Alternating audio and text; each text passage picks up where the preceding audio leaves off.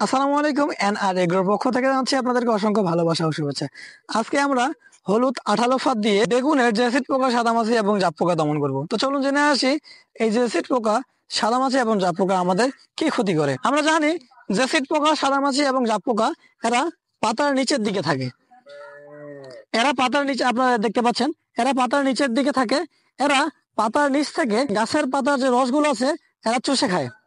আর চুষে খাওয়ার কারণে পাতাগুলো হলুদ হয়ে কোঁকড়া লেগে যায়। আর এই জেসিড পোকা, সাদামাছি এরা কিন্তু ভাইরাস ছড়ায়। এরা কিন্তু ভাইরাসের বাহক। আসলে আমাদের খেতে অনেক রকমের ভাইরাস দেখা দেয়, হলদে মোজাইক রোগ ধরে। আমরা তখন কি করি? প্রচুর পরিমাণে ছত্রাকনাশক, ভাইরাস নাশক আমরা স্প্রে করি। আসলে এগুলা কিন্তু স্প্রে করে কাজ হবে না। কারণ সর্বপ্রথম আপনাদেরকে ভাইরাসের যে বাহক আছে সেই বাহককে দমন করতে হবে, যেন আর ভাইরাস আসতে না পারে। যখন ভাইরাস আসা বন্ধ হবে তারপরে যদি আপনি ভাইরাস ছত্রাকনাশক স্প্রে করেন তাহলে কাজে লাগবে। এজন্য আমাদেরকে সর্বপ্রথমে আগে এই জেসিড পোকা, সাদামাছি এবং জাপ পোকা দমন করতে হবে। তো জেসিড পোকা, সাদামাছি এবং জাপ পোকা দমন করার জন্য আমরা কি করব? আমরা হলুদ 18 ফাঁদ ব্যবহার করব। আসলে এই হলুদ 18 ফাঁদ কিন্তু খুবই কার্যকরী একটি ফাঁদ। আমি আপনাদেরকে দেখাবো কিভাবে এখানে মাছি আটকা পড়বে, কিভাবে মাছিগুলো মারা যাবে। হলুদ 18 ফাঁদ দিয়ে আমরা যদি মাছি দমন করতে চাই, জেসিড পোকা, সাদামাছি এবং জাপ পোকা দমন করতে চাই, তাহলে আমাদেরকে লাগবে একটা লাঠি এবং হলুদ 18 ফাঁদ। তারপরে আমরা লাঠিটা এখানে গেড়ে নিব।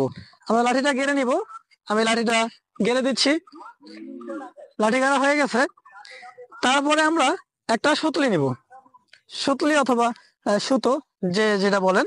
নেওয়ার পরে আমাদের এই যে ফাঁদের ভিতরে দেখতেছেন, ফাঁদের উপরে একটা ছিদ্র দেওয়া আছে। আসলে এই ছিদ্র দিয়ে আমরা রশি ঢুকাই নিব। নেওয়ার পরে বেঁধে দিব। বেঁধে দেওয়ার পরে এইটাকে আমরা লাঠির সাথে বেঁধে দিব। ভালোভাবে বাঁধতে হবে যেন এটা নিচে পড়ে না যায়। আমি বেঁধে দিচ্ছি।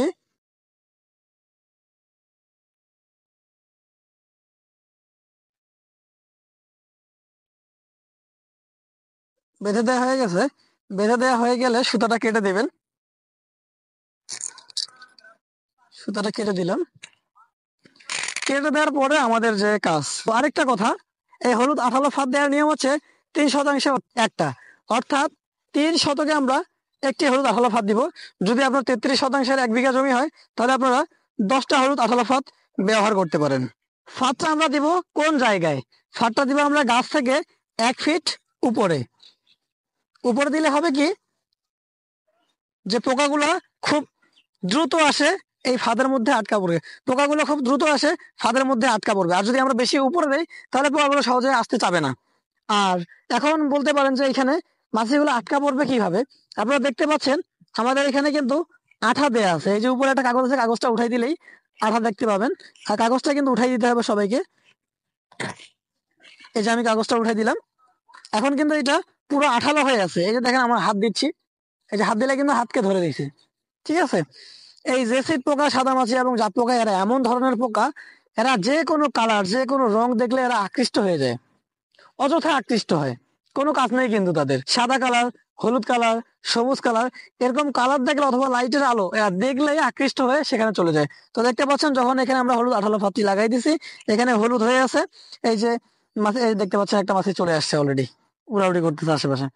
এই আসে এখানে বসবে, আর যখনই বসবে তখন এখানে আটক হয়ে মারা যাবে। আপনারা দুই পাশের কাগজটা উঠাই দিবেন। আমি এই পাশে একটা কাগজ দেয়া আছে, আমি উঠাই দিচ্ছি।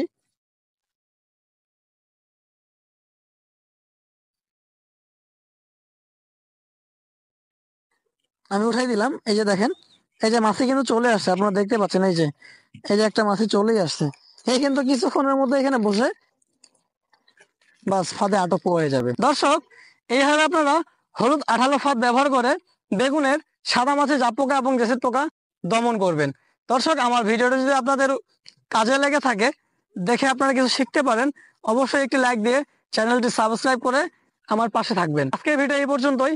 ভালো থাকবেন, সুস্থ থাকবেন। আল্লাহ হাফেজ।